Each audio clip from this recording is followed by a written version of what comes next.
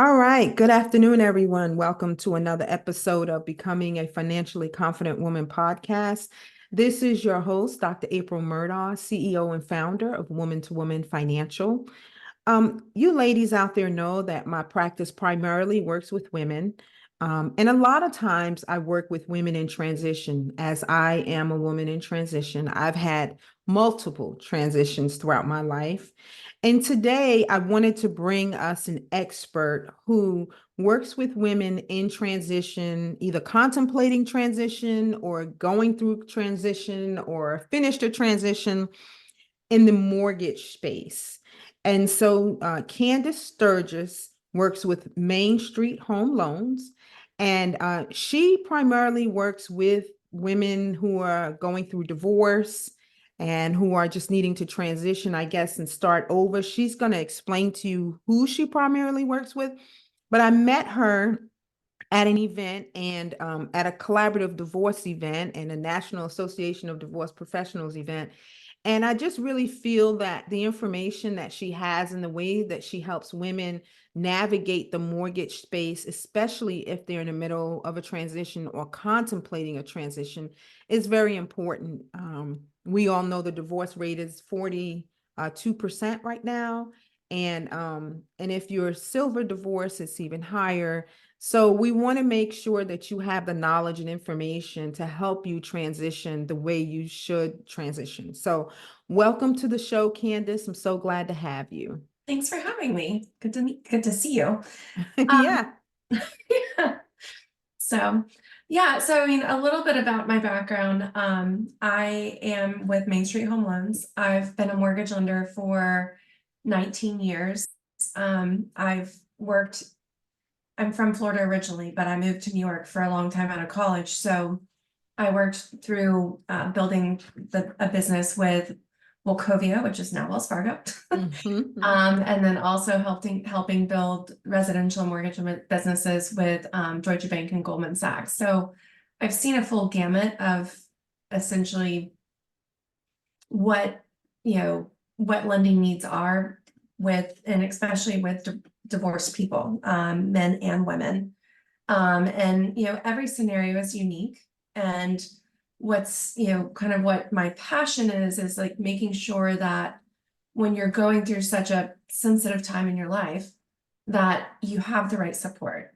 And that comes from collaborating with people like yourself, estate planning attorneys, the attorneys that are working on the divorce itself, like family law attorneys.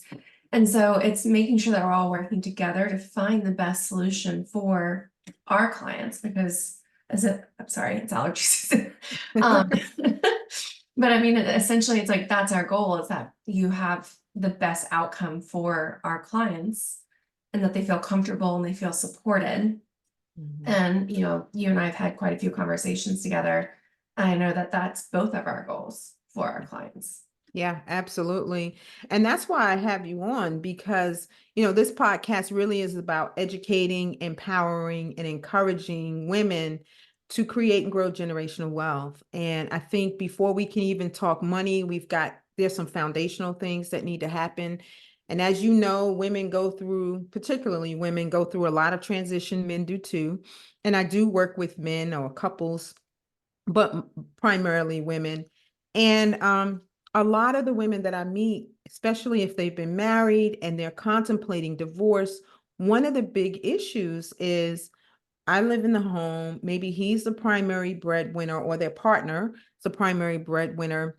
They want to stay in the home, or they need to get another home. How can they do it?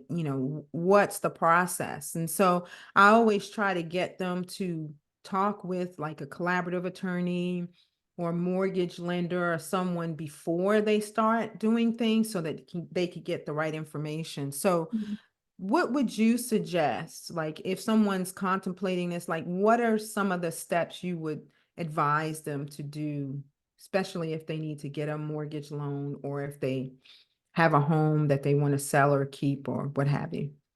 So my biggest advice is make sure you're encompassing the people who need to support you at the very beginning. Myself being a mortgage lender, speaking with a financial advisor, speaking like yourself, speaking with, your family law attorney, and make sure that everybody's working together. Because like I mentioned, every scenario is so unique in a person's household. So take for an example, if, the couple who's getting divorced owns a home together and one person wants to stay in the home, if there is a mortgage existing on the home, whether both of them are on the mortgage or not, there's always the option, depending on the mortgage lender, whether or not it can be a modified mortgage. And what that means, if it's a modified mortgage, is, especially in this day and age where interest rates are higher, if somebody can keep the loan that they have and qualify it for it by themselves, that is the ideal route. And that's something that that's the first option I encourage people to explore when they don't need cash out of the property, but one person wants to keep the home. And if that lender is willing to participate to let them modify the mortgage, and that person who's keeping it can maintain the payments based off of either their income and or a supplement through, alimony or separation maintenance, then generally that might be the best option for someone. Now, another example is, say, the party wanting to keep the home needs to take cash out in order to essentially pay off the divorcing spouse. And so then you actually have to go through a real refinance where you're taking cash out. Now, there are programs in place that you don't get a penalty for taking cash out on your home, because generally, if you're looking in the conforming mortgage lending world, which is our loan amounts below like 750,000, that's just a round number. Then if you're taking cash out of a home, you actually have a higher interest rate than if you're refinancing existing debt. But in the case of somebody divorcing, then Fannie Mae and Freddie Mac, which are conventional mortgage lending entities that ultimately, buy the paper, essentially, then you don't get penalized on rate for taking cash out on your property in order to facilitate that need. Now, in that instance, again, if there's going to be, alimony, child support, separation maintenance paid, we always have to prove the individual's ability to pay the debt. And so that is, sometimes can be a hurdle for the person wanting to keep the home, but it's something that we have to work through. And also that's why it's so important that we're collaborating together, because in the negotiation of your separation maintenance / alimony, depending on the timing of everything, we want to make sure that we're building this appropriately so that the individual wanting to keep the home is prepared and knows what they're looking at. Yeah, so that is definitely important, the nature of collaborating. But should they see you beforehand? Like, let's say there's someone out here listening, they're contemplating divorce, they own a home jointly, contact you first, and what would they need to do to be prepared to see someone like yourself to find out their options? So I always say, again, sooner is better than later, because always, if you're behind the 8 ball, then you're always scrambling to make up for it. So even before you talk to, even before you necessarily collaborate with someone, essentially with your family law attorney, your financial advisor, just knowing what your numbers need to look like is very, very important, because that way you can build to what your solution is going to be. Because if you don't know what you need to ask for or negotiate for, then you're not going to set yourself up for success going through the process.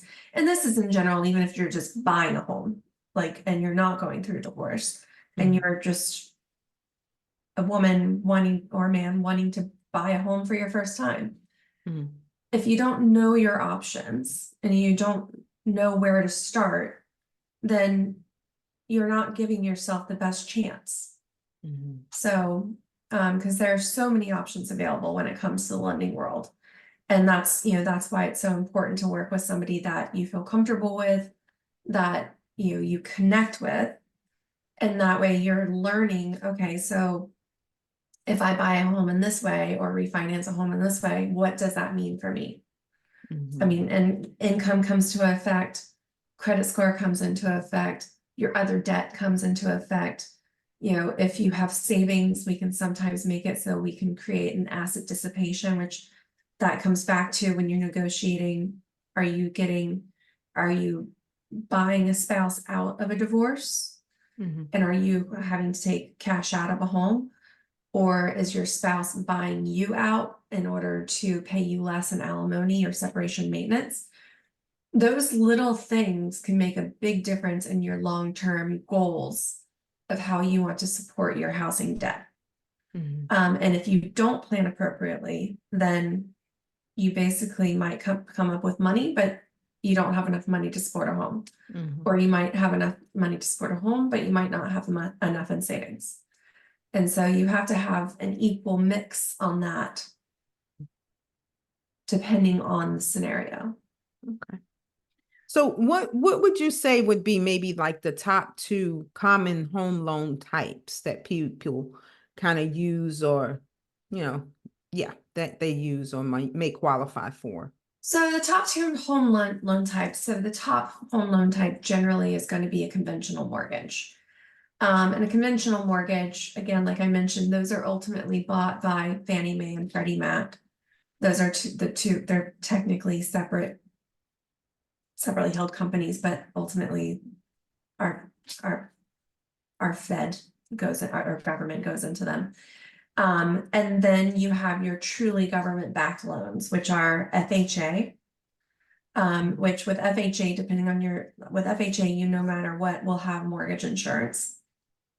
Whereas going back to conventional, you have mortgage insurance until you get to an 80% loan to value, and then that mortgage insurance drops off, which is important to note that because that affects somebody's monthly payment. Mm-hmm.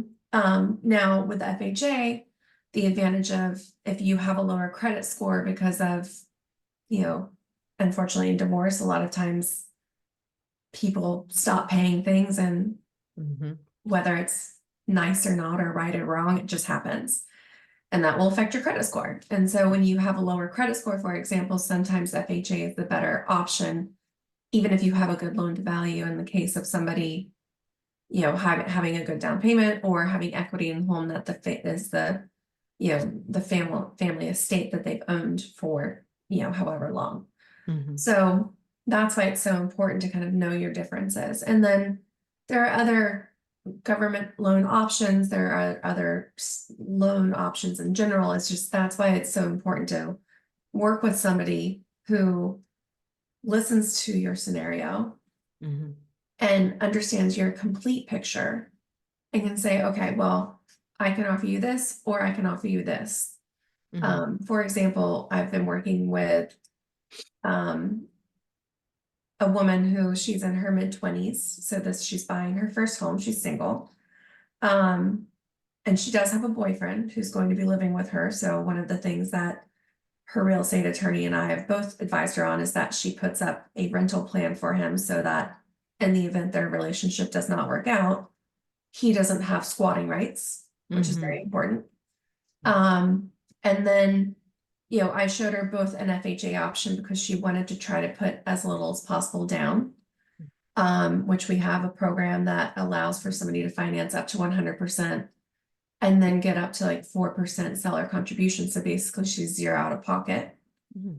Interest rates are higher, but also most sellers don't love FHA loans.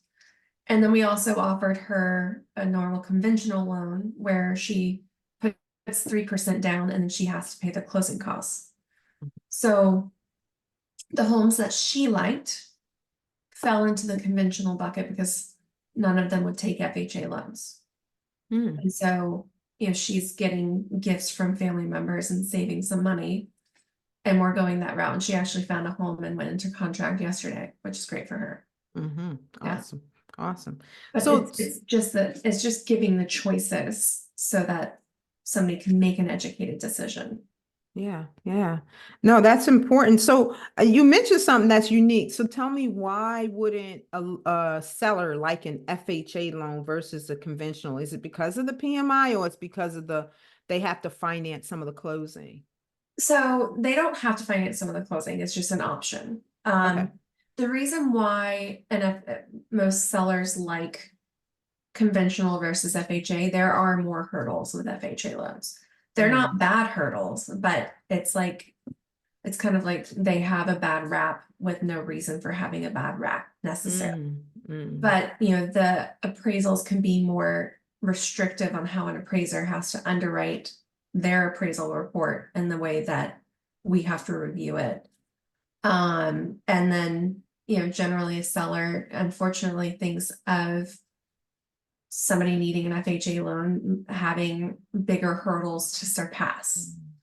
And so that's why, working with a good realtor, if you're in the realm of buying, mhm, is important because they can be educated and talk to the listing agent in an appropriate manner to understand why this buyer is a valid buyer, no matter the type of loan product that they're taking. Okay.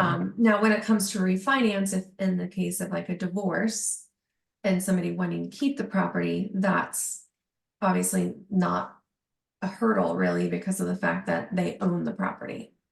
And we're really just trying to create the right solution for somebody based off of their entire financial profile. Mhm. Um, and then, we were talking about, not to change subjects, but we were You're talking about fine. like other options of, you know, sometimes the marital property is just going to be sold and nobody's going to keep it.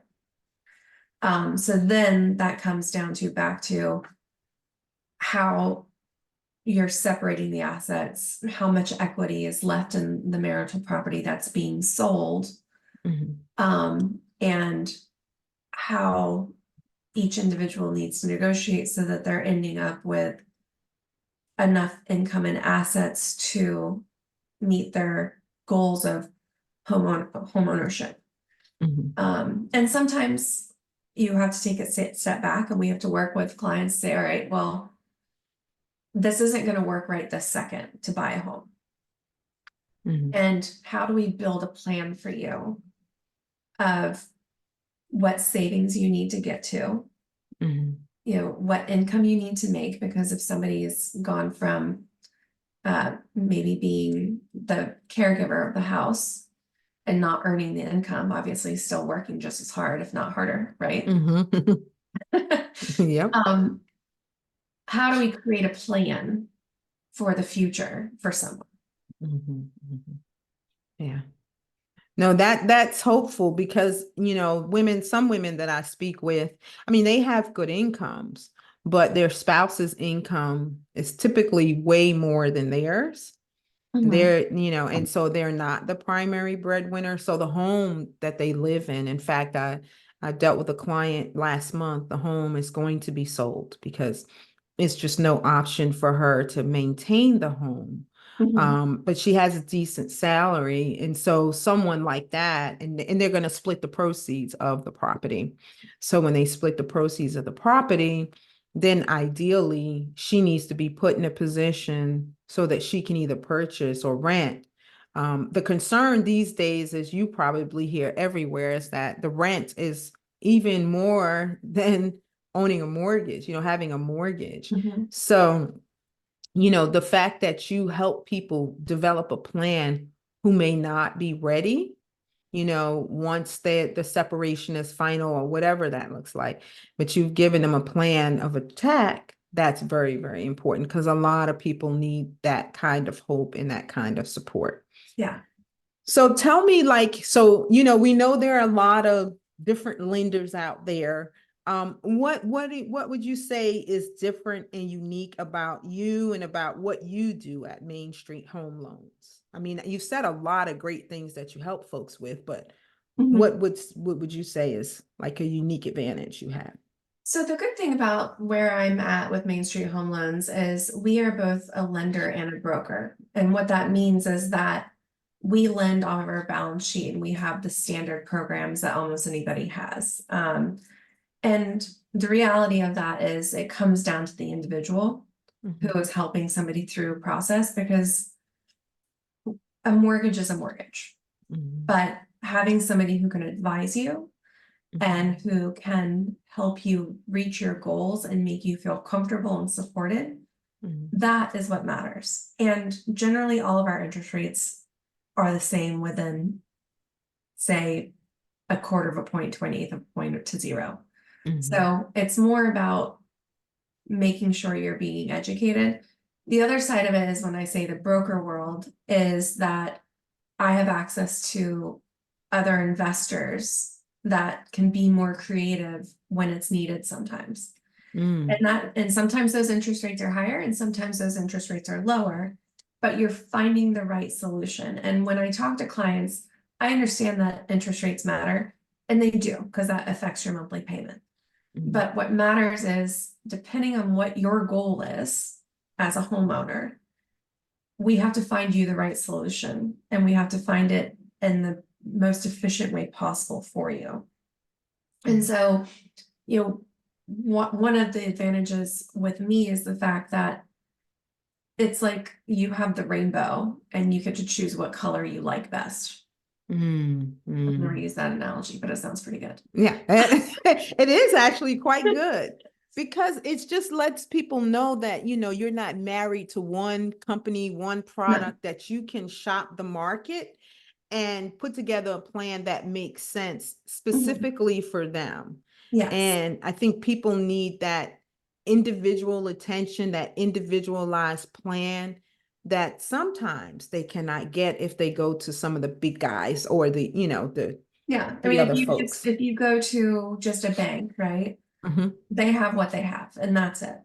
And mhm, they're like, so sorry, you can't afford a home. And then somebody walks away and is like, I can't buy a home. mhm, There's almost always a solution, as long mhm, as the solution that the client wants to get to. So having somebody talk through them with, what are your monthly payment goals? Because nobody wants to be married to their house. You mhm. have a life outside of your house. Yes. What are your payment options? Sorry, not payment options, but like, what's your budget for down payment slash savings? Like, what are you looking for there? And so really diving into that and finding that you're meeting somebody's goals, Mhm, versus saying, all right, your debt to income ratio can be this amount, like this percentage. And so you can afford this home. mhm. Well, I'm not doing anybody any favors if I'm doing that. Yeah. Like, I am a very risk adverse lender if I have the choice to be. So, No, I agree with that. I remember when I purchased my home, my house, I think it's 9 years I've been in my home now. This is my first home as a single woman after mhm, divorce. And, I qualified for way more than I took. But I was really scared about paying more than I was paying in rent. mhm, And then realizing all the other expenses associated with home ownership that can be compounded. Like 3 years ago, I had to buy a roof, mhm. and so, making sure you have those resources set aside to respond. And I think when I hit my 50th birthday, I had to replace my whole AC unit handler on my birthday. That was all my little birthday Happy money. birthday. At least I was cool. I was like, listen, Mhm. but I think that's very important. I think risk aversion is great because it has a lot to do with life, being realistic about what could potentially happen in your world is very important. And so not, selling people on, yes, you could afford this and it's $750,000, but Mhm. do you want to spend at that top of your budget? Yeah. It's interesting, everyone's hollering about the interest rates and there's talk about inflation continuing to now climb. Just doing some reading this weekend. But tell me about buying down the rate. Explain to us what that looks like and what that means when people buy down their interest rate. So there's two different ways to buy down a rate. So there are programs now that you have a buy down program where the seller can give you a credit, and it's called, like, you have a 3-2-1, a 2-1, or a 1 program. And what that means is that the seller can contribute funds up to the maximum that they can contribute, depending on the loan program that varies. We'll just use a normal conventional loan, say somebody puts 3% down. A seller can contribute up to 3% towards closing costs. Closing costs being used towards paying down rate.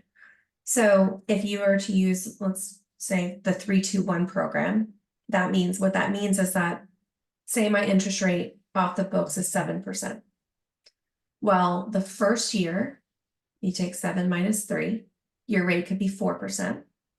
The second year, your rate could be 5%. The third year, your rate would be 6%. And then it would set to 7% going forward. So that's what a buy down program is. Now, that the amount that it costs the seller to contribute depends on, the purchase price, loan to value, loan amount, all those little things. Now, the other option is that you can get a seller contribution to just permanently buy down your rate. And it's not a 1-for-1 equation when you're doing that. So, for example, like, I was looking at some rates today for a client, and we'll say my base rate for this client, because the credit score was a little lower and the loan to value was higher, the base rate was in the mid-7s. If she were to ask the seller to give her 1%, then that seller was able to buy it down for her to about 6.875. And there's no, like I mentioned, there's no 1-for-1 equation. It's not like if you give me a quarter of a point and buy down, that you get a quarter of a point in rate. It doesn't work 1-for-1 like that. It's literally a sliding scale, and every day, based off of what's happening with the bond market, that scale changes. So it's very important as a lender that we're being proactive with our clients to say, all right, your rate's not locked yet because you're still shopping. This is where you're looking at today. And so you can utilize, when you get a seller credit, if you're able to negotiate those, which those have been right now in the market that we're in, sellers are more motivated to give a seller credit because properties are sitting on the market for longer.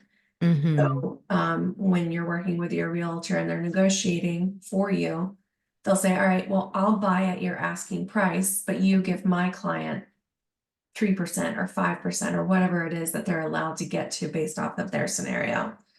And then that client can choose, all right, do I use it paid towards like closing costs and the actual expenses? Or am I comfortable with covering those closing costs, and do I buy down my rate? And so that way they don't have to think about refinancing as soon as others are. So because with refinancing, you go through all the expenses again. In the state of Florida, you have 55 basis points that encompass dock stamp and intangible taxes. Wow. That adds up. And that cannot be waived. The state of Florida does not forgive that. In other states, they let you, if you essentially modify your loan, they'll let you do that. The state of Florida does not allow you to do that. And then also you have title insurance. Again, now granted, there is a discounted reissue rate, which is important that your lender tells you about those things and that they make sure that the title companies are doing that. And like my company, we currently have a program that if you refinance after 6 months, within 5 years though, in total, then we'll waive the application fee, which encompasses paying for underwriting, processing, and all those things. And then we'll give a credit for the appraisal. So that's a cost savings by staying within refinancing with us. Mm-hmm. versus going to another lender. And we also have a program that we track your loan constantly. Mm. That if it looks like there's a cost saving that makes sense, we'll look at it. But I'm a very conservative person when it comes to that. So I have a client recently, they're VA. So VA clients, generally their rates are lower. Mm-hmm. We were going to be able to save them a full 1% in their interest rate, but it would take about 2 years to see the savings. And given Mm. that we're expecting interest rates to continue to go lower over the next 6 to 12 months, we both decided, well, the client decided, but I gave them like their tools to make that decision, Mm-hmm. that waiting would really be better than making the cost savings right now, because Yeah. they were going to save $200 a month, but that $200 didn't mean enough to them Mm-hmm. to essentially re-increase their loan amount, because they were going to wrap the closing costs in, but you're going to increase your loan amount again, and you're not going to see those savings for 2 years. Yeah. And so I'm a very big proponent of looking at what your cost savings is over a time period based off of what we're seeing in the environment to make sure we're doing the best thing. Mm-hmm. Mm-hmm. So Wow, that's good. That's good. So, now do you see people, because I meet a lot of people, couples, single women, and their whole objective is, they want to pay their home off, right? And so do you see people coming in the door asking for like 15-year mortgages? And what would be the difference? I mean, I know the time would be the difference, but what would be the advantage or disadvantage of starting out that way from your perspective? I have a 15-year fixed rate mortgage on one of the houses that I own. All right, all And then right. I have a 30-year fixed rate mortgage on the house that I own here. Mhm, And so a 15-year fixed rate mortgage, you pay a lot less in interest. And so the way a mortgage amortization schedule works is and this is just kind of, not everybody knows this, but at the beginning of your mortgage, you're paying much more towards interest mhm, and very little towards principal. And that scales every single month throughout the life cycle of your home. mhm, So taking a 15-year fixed rate mortgage, obviously, because you're scaling over 15 years versus 30 years, the amount of interest that you're paying is much less. So if somebody has the financial wherewithal from an income perspective to afford that, then that is a great tool. And the interest rates are lower. So mm, not by a ton, but they are lower. mhm, But again, this goes to my, what do you feel comfortable paying every month? And what are your long-term goals? Are you going to be able to meet those goals if you're putting everything towards your home? the house payment. Mhm, Yes. Also, is your goal to pay off your home? Or is your goal to put more money towards savings? Because that interest expense on your house is generally the lowest debt that you'll possibly have mhm, versus car payments, mhm, credit right, cards, mhm, all of those things. So how do you use debt to your advantage? mhm, Your lowest debt should be your longest term debt. mhm. Like your lowest interest rate debt should be your longest term debt. And Right. so finding if that's the right solution for someone, that's wonderful. If it's not, a 30-year fixed rate mortgage is generally the best option for someone. Mhm, Like and this is like a little bit of a tangent. So in my wealth management world that I was in for a very long time, most of those clients didn't borrow money because they needed money. They borrowed money because it worked for their balance sheet. mhm, 99% of those clients had adjustable rate mortgages called ARMs, mhm, and most of them were interest only mm, because they didn't want to pay off that debt. They wanted mhm, to use their cash flow towards other things, mhm, investing in their business, making money with their money without having to pay off the debt of their home. mhm, And then they would refinance in 10 years or 5 years or whatever it was when interest rates made sense. But that's why it's very select to the individual and why every person is different, mhm, because that is not the right solution for somebody who has a salaried income with no real expectation of having large life events like major bonuses or inheritance or businesses selling. So, but going back to like a 30-year fix, you can manage what you're paying. Also, when you pay more towards the monthly payment than you're required to, you can ask the bank to do one of two things. They will normally automatically just put it towards principal, and it will shorten the term of your loan, and your monthly payment will remain the same. Now, say you do have a life event and you're comfortable with your monthly payment.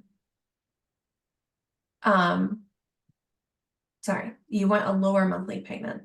Then you can say, you know what, I want you to re-amortize my loan. And what that means is, say you have 25 years left on that 30-year mortgage. They're going to keep it at the 25 years, but they're going to re-amortize it off the remaining principal balance. So you have a lower monthly payment. So you have options, and essentially every lender will do that. You just have to know to ask for it. That's a great tip, you guys. You hear that? I'm working with a young lady now too. We have an advanced plan to pay off her mortgage in 5 years. She just bought it. She has significant income, but she definitely wants to do that. So that's really something neat to do. Do you work a lot with investors? Everyone wants to do real estate investing, if I talk to 5 clients, 3.5 of them want to be realtors. Yeah. Are there different loan options for folks that want to do real estate investing as opposed to, just regular residential properties? Are there other options for getting mortgages? So residential lending encompasses anything from single family up to 4-family homes. Okay. So if people are wanting to become real estate investors, I mean, you have the option of truly buying a home for an investment property, and you're going to have a larger down payment and interest rates are higher. But the way we underwrite them, there are multiple options in that. So we have these, what's called the DSCR, so debt service coverage ratio loans. So we can issue an investment property loan to somebody based solely off of the home that they're buying. So the type of appraisal we have done, the appraisal will actually evaluate the market that home is in. And they will say, all right, the average rental income for this property would be X. And so if that X covers the cost of the property, we can underwrite that home strictly off of the property without looking at any of the income or debts that the individual has or outside of it, because that property is going to support itself. So you've got that option. Then you have the traditional investor who, has the income to cover it, has the assets to put down for it, and then you get an investment property, which is a better interest rate than the debt service coverage ratio option is. And generally you can get a lower down payment than that, the debt service coverage ratio program. Now, the other way to think about investment properties is when you buy a home, you can buy another home within a year.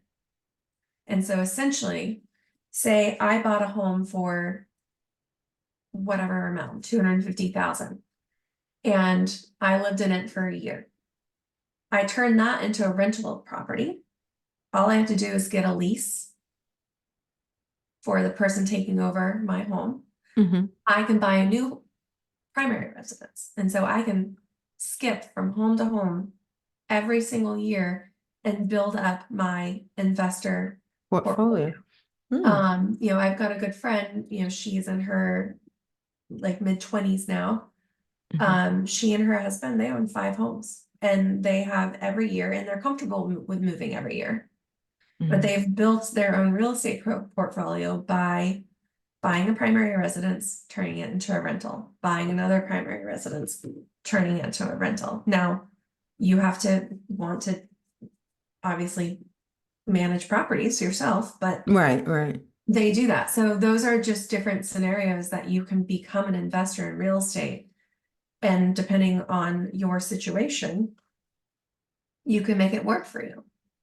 So you would then live in the house a year, go buy another house, so you would get another mortgage loan, Correct. right? And it Correct. would be a conventional mortgage typically Correct. that requires the 20% down, ideally. I mean, so a conventional mortgage, your first time home buying, you only have to put down 3%. Mm-hmm. Once you're buying your second home, you only have to put down 5%. Okay. If you're No, buying another primary residence, okay. then you're turning that other home into an investment property. Awesome. Awesome. Now that I didn't know. Yeah, That, hmm. and we can use the rental income from the property that you're buying. Now, say you're gonna just simple numbers. So say you're gonna get $1,000 a month. Mhm. We can use $750 of that towards your debt expense. And so Oh, okay. we have to do a 25% haircut to what the rental income is. Got you. So it's not dollar for dollar. So if you No. said, okay, so Mhm. the 25% then would transfer over to your debt to income or be part of that ratio that would Correct. calculate the lending amount for the second primary residence or the second residence.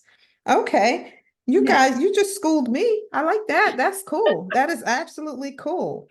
So listen, I think we've learned so much from Candice about mortgages and the different options that are out there for us, the different types of mortgage loans. And, if you're in transition or if you're just wanting to own your own home outright, I think Candice is someone that is knowledgeable, that she can help you. She can tailor a plan specific to your situation. And that's really what you want. I don't know if you all saw on the news, I think it was Navy Federal that was having some issues with the mortgage lending and things going on there that were probably not good.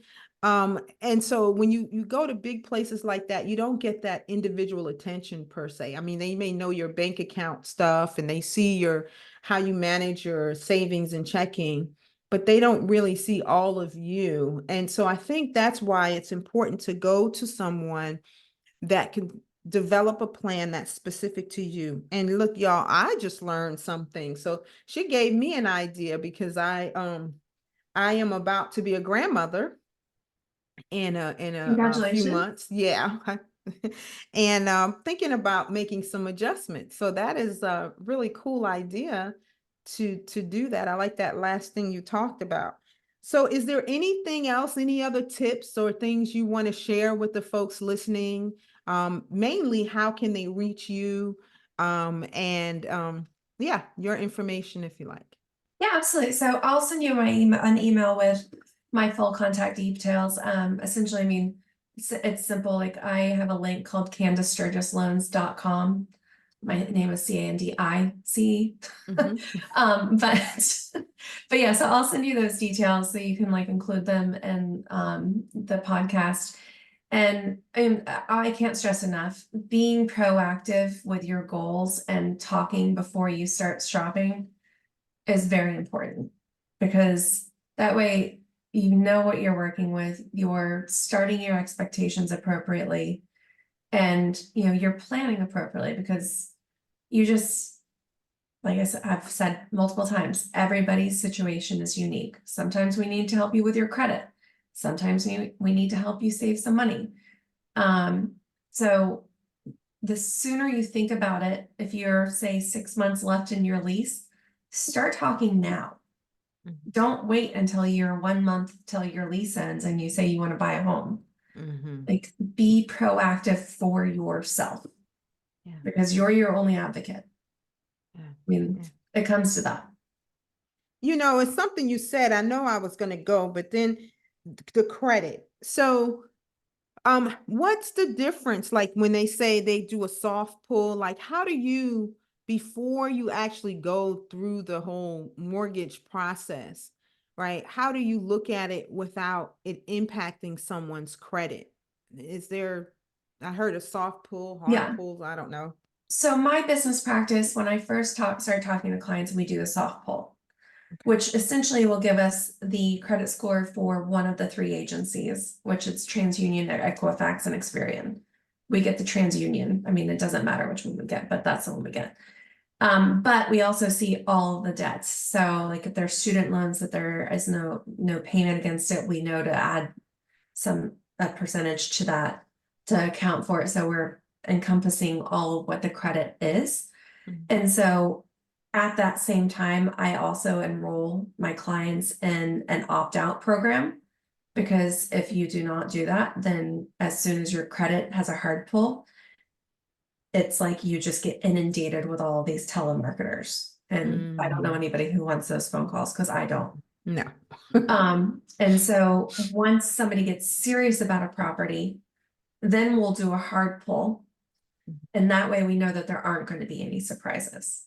And the reason why we stage that is timing. So a credit pull is good for essentially 120 days. So if somebody's at the very beginning of the period of searching, then we don't want to start that time frame. Also, going back to that whole getting them enrolled in the opt-out, that takes about a week for it truly to come into effect.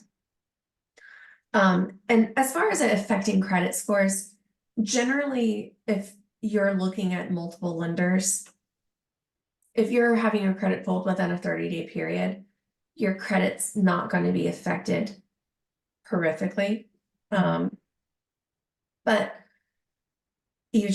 I don't think that you need to have your credit pulled multiple times on a hard credit pull until you're serious about a lender.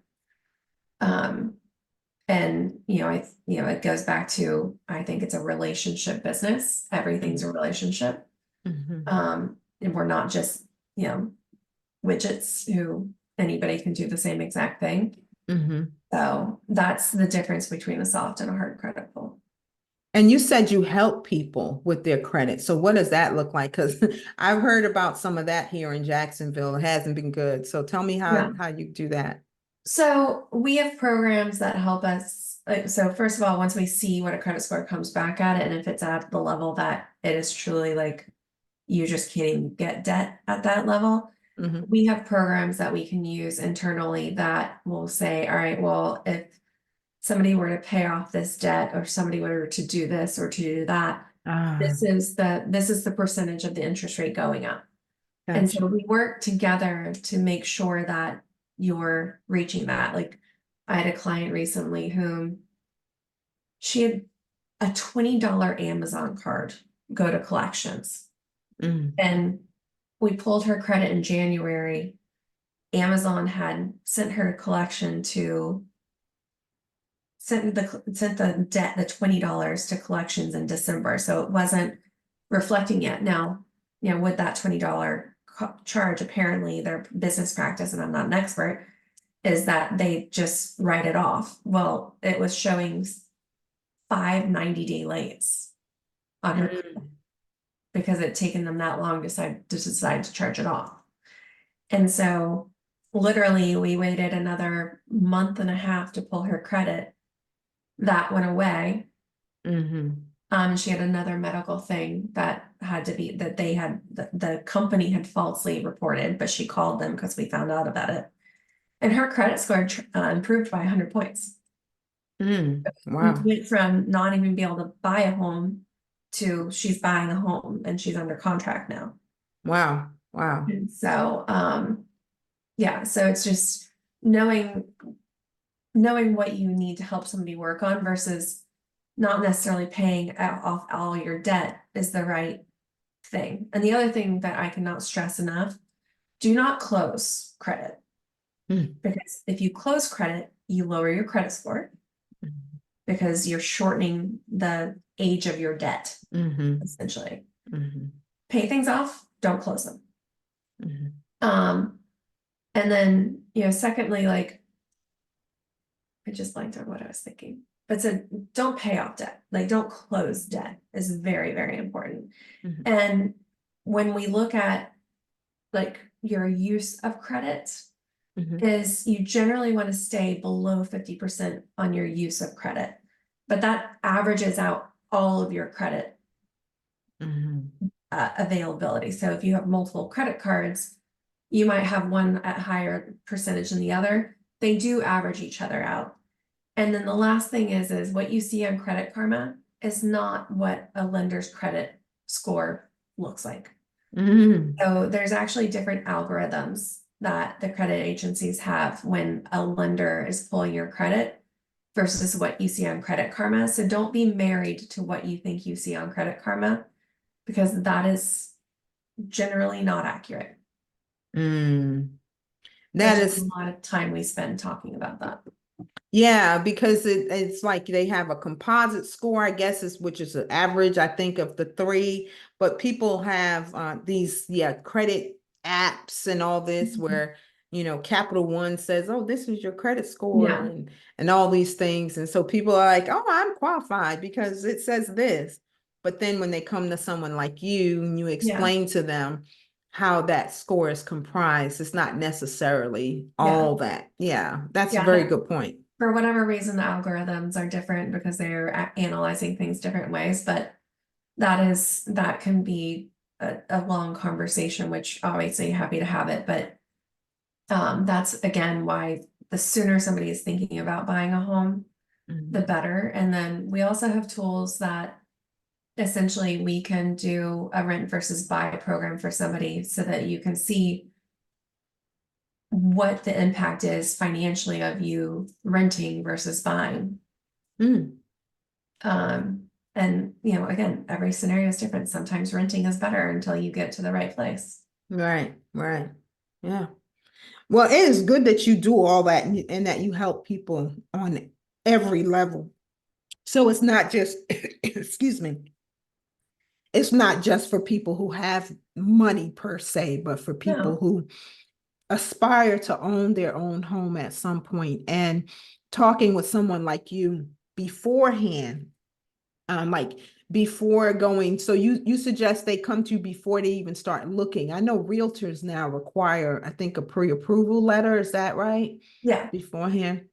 you do. And it's just being educated. Education is the key in anything Mhm. when it comes to buying a home, saving your money, doing anything. Like educate yourself. Mhm. So you utilize the person who can help you. Yeah. And if you are lucky to have a financial advisor, your financial advisor working with your lender or anybody else in your circle of Mhm. building yourself, they should all work together. That's the way you create success for yourself. Yeah. Yeah. Yeah. Because I don't know how to sell insurance. I don't know how to go cut my tree guy at my house. And I'm like, I don't know, how to cut a tree down. I don't know. That's what I do. Like, Exactly, exactly. I always say, yeah, get an expert to do it because I don't know mortgages like mhm. mortgages. I'm not going to even pretend. I have general information and I'll work with some of you guys. I'm working with one now, a young lady, single mom. And we're doing some things because she got an inheritance. And so we're working on that. But yeah, I don't know your world. So it is, I always tell the folks listening and the folks that I'm honored to work with that they make sure you get an expert in that field, a tax accountant or CPA or the bookkeeper. Like I tried bookkeeping y'all this year myself last year. No, that's it. It's not gonna work. You have better use of your time. Exactly. So yeah, and you got to realize that too. Like, what are you losing out? What's the opportunity cost of you trying to learn how to do everything as opposed to getting an expert like Candice to educate you, empower you, encourage you, and then to help you develop a plan to get to where you want to be.